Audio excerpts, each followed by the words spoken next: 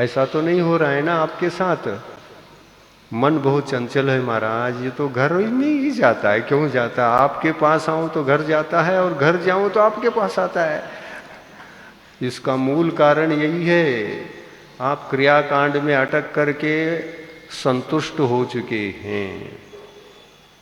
आज का धर्म कंप्लीट हो गया, पूजन करके आया, अभिषेक करके आया, गंधोदक ले लिया, गुरु की पूजा की, गुरु को नमस्कार किया, और थोड़ा बहुत बैठ करके क्या कहते हैं क्या नहीं कहते हैं सामान्य रूप से सुन लिया। कोई विशेष जिज्ञासा नहीं, कोई आसक्ति नहीं, कोई अभिलाषा नहीं, बस सामान्य। हमको इतना ही पर्याप्त है, इससे ज्यादा नहीं चाहिए। ऐसे ही भाव है ना? ऐसी ही है। और इसलिए आप ऐसे विशेष प्रवचनों में मन नहीं लगता है। क्यों नहीं लगता है? आसक्ति की कमी है, रुचि की कमी है, तत्व ज्ञान को लेने का कोई टारगेट नहीं, लक्ष्य नहीं। पूजन हुआ है तो बैठ करके सुनना है। घर जाकर क्या करेंगे? महाराज क्या कहते हैं, बहुत अच्छी वाणी है, बता रहे हैं लोग, इसलिए थोड़ा बहुत बैठ करके सुन करके जाना। आत्मा पवित्र नहीं होती है तो नहीं होने दो। थोड़ा बहुत कान तो पवित्र होंगे, इसमें भी संतुष्टि है। कान को पवित्र करना है क्या आत्मा को पवित्र करना है? ये कान तो संतुष्ट हैं, ये कान तो संतुष्ट हैं। कानों के लिए भी ज्यादा काम दोगे तो वो भी दर्द करने लगते हैं। उनमें भी इतना क्षोभ कहाँ है कि सभी सहन कर सके। मैं आज के दिन 1 घंटे के बजाय 6 घंटा प्रवचन कर लूं, 6 घंटे तक प्रवचन कर लो, और शाम को 4 बजे तक चलेगा, निरंतर चलेगा। सुन लो कहने से कान भी जवाब देंगे, ये हमको संभव नहीं है। क्योंकि हमारे पास सुनने की भी कोई क्षोभ है, कोई मर्यादा है। हमारे कानों में शब्द आ करके यदि पीड़ा को उत्पन्न करेंगे तो हमारे लिए दर्द होगा। इतना प्रवचन मत सुनो, 1 ही घंटे का सुनो। कान भी यही कहते हैं। लेकिन आत्मा, कान जो सुनने की शक्ति रखती है, 5वीं इंद्रिय, आत्मा उसमें संतुष्ट नहीं रहता। आत्मा कानों को आगे कर देता है, और आत्मा कहता है कानों से ज्यादा सुनो, जरा सहन करो, दर्द भी हो रहा है तो। लेकिन मुझे तो अमृत झर रहा है, मेरे लिए तो तृप्ति नहीं है। झरता जाए, मैं पीता जाऊं, मैं तो अमृत पी रहा हूं। और अमृत आने का यदि कोई मार्ग है तो वो मार्ग तुम्हारा ही है। तुम तो पाइपलाइन हो मेरे लिए। जरा ठीक तो रहो, मजबूत तो रहो। आता है आने दो, आता है आने दो। आत्मा कभी भी तत्व ज्ञान से असंतुष्ट ही रहना चाहिए। तत्व ज्ञान इकट्ठे करने में आत्मा को असंतुष्ट ही सदा रहना चाहिए, तृप्ति नहीं होना चाहिए। और वर्तमान में परिस्थिति आपकी ये है, वर्तमान में परिस्थिति आपकी ये है, बस बस बस आत्मा कह रही है बस बस बस बस। 1 घंटा पूजन हो गया, देव शास्त्र गुरु का श्रद्धान हो गया, सम्यक दृष्टि बन गई, चौथा गुणस्थान हो गया, इससे ज़्यादा क्या चाहिए?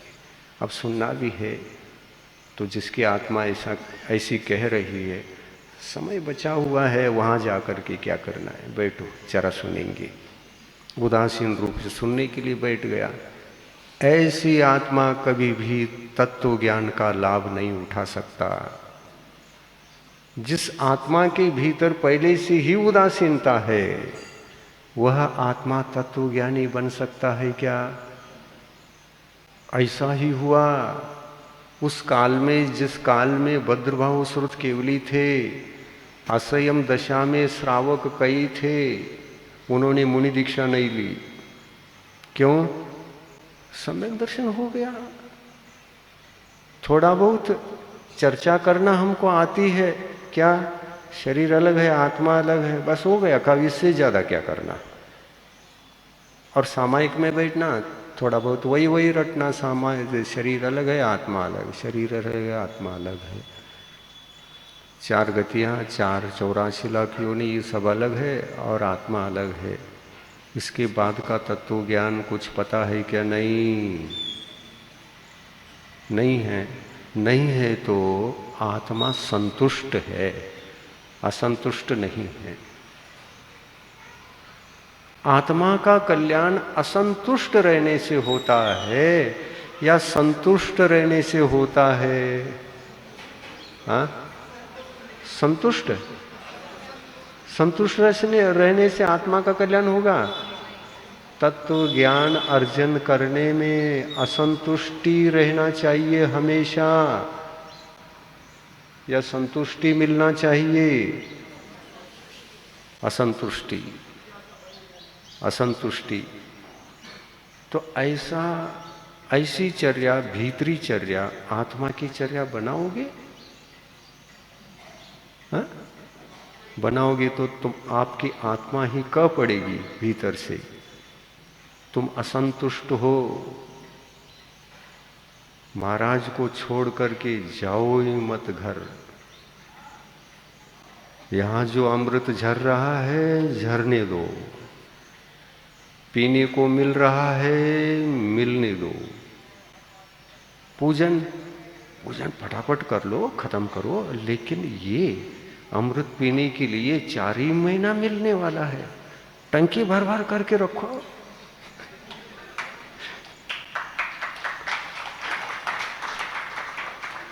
आत्मा की भीतरी आवाज जब तक आवाज नहीं आएगी तब तक अच्छी तरह से आत्मा का कल्याण नहीं होने वाला है। शुरुआत में भले ही उदास लगे, ये विषय, ये शब्द भले ही सुने हुए नहीं हो, ऊपर से जा रहा हो तो जाने दो। कब तक जाएगा?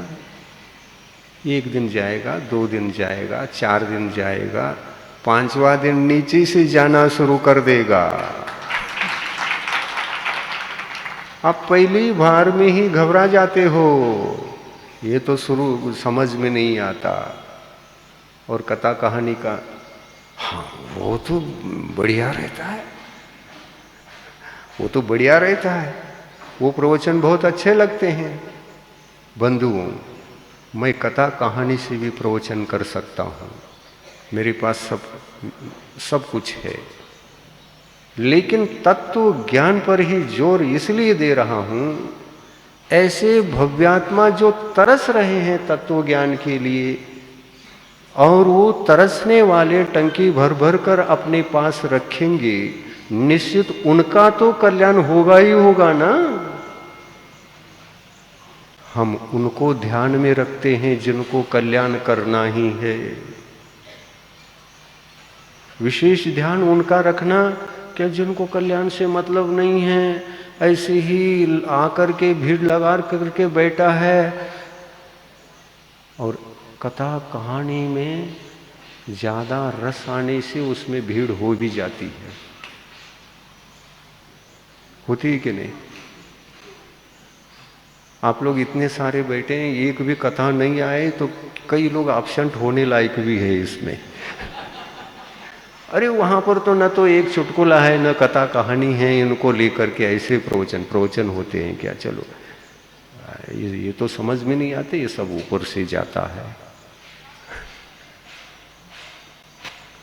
उनको रुचकर नहीं लगेगा। वो संतुष्ट आत्मा है, कथा कहानी तक अपने को सीमित कर दिया, आगे बढ़ाना नहीं चाहता। तत्व ज्ञान को प्राप्त करना भी बहुत बड़ी साधना है। और ये आत्म कल्याण की साधना, इससे वंचित रहोगे, खो जाओगे। मनुष्य पर्याय को व्यर्थ करा दोगे।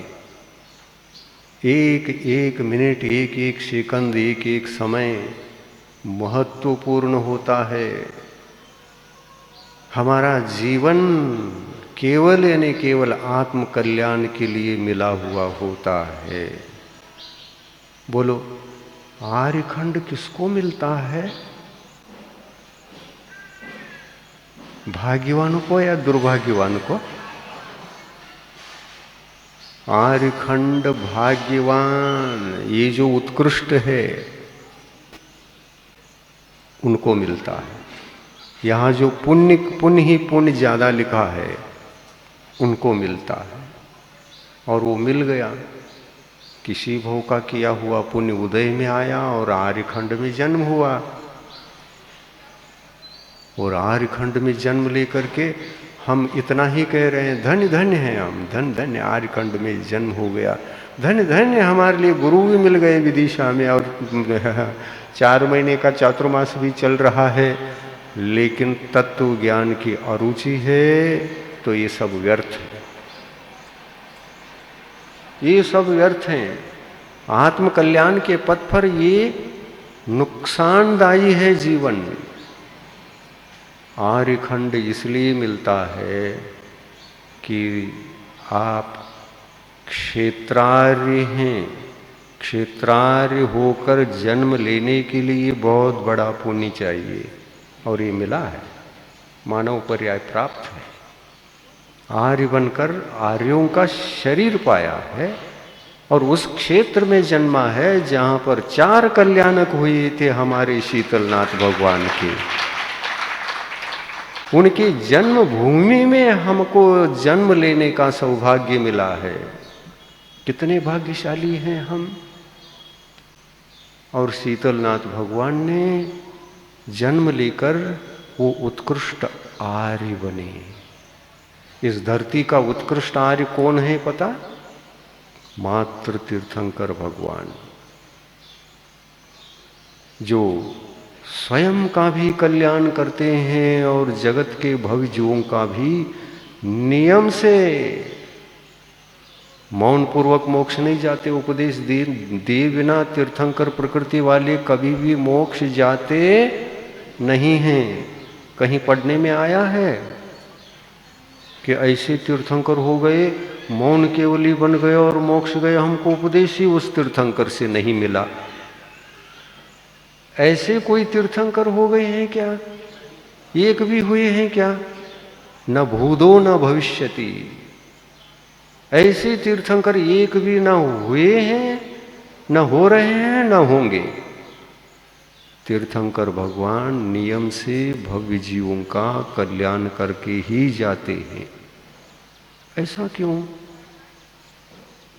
ऐसा तो चतुर्थ काल में कई मुनि महाराज दीक्षा लेते हैं और उपदेश दिए बिना मौन धारण करके मौन केवली बनते हैं और मौन रूप से ही मोक्ष जाते हैं।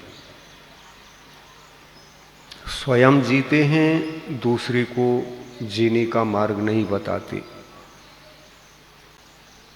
तो ये जो है ना 50% जीवन जीते हैं। तीर्थंकर भगवान कहते हैं, मैं जो जीवन जी रहा हूं वो जी के जाओ, उसमें जीवन की सफलता है।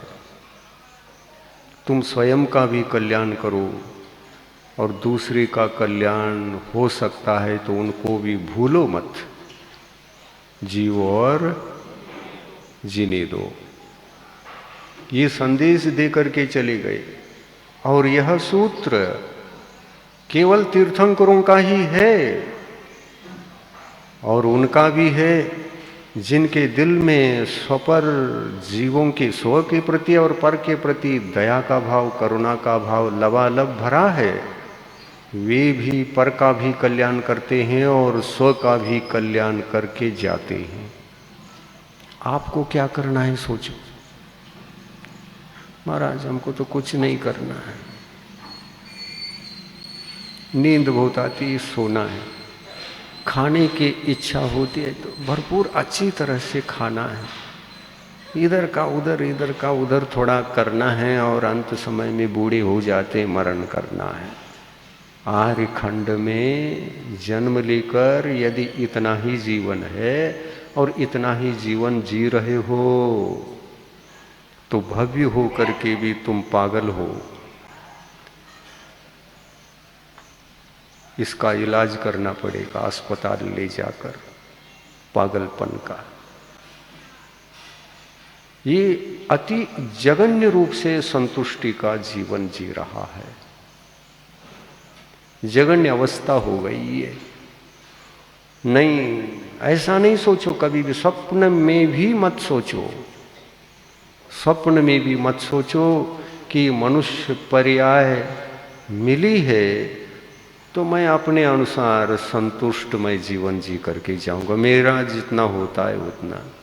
ये प्रमाद है, ये आलस्य है, ये प्रमाद है। धर्म के क्षेत्र में प्रमाद मत करो, वैसा ही प्रमाद मत करो जैसा आप सांसारिक कार्य करते समय प्रमाद के बिना करते हैं। तो रोडपति हो तो करोड़पति बनते हो, रोडपति हो तो करोड़पति बनते हो, और करोड़पति बनने के लिए भी कोई पुण्य का उदय चाहिए पड़ता है, और पीछे का पुण्य का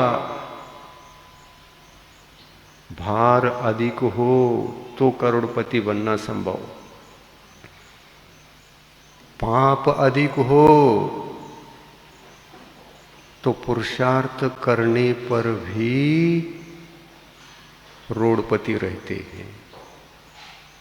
चाहे कौन सी भी शक्ति लगाओ, कैसी भी शक्ति लगाओ, सांसारिक जीवन आगे ही नहीं बढ़ पाता और संपन्न नहीं हो पाता। ये कर्म सिद्धांत की बातें सही है क्या? नहीं सुन रहे?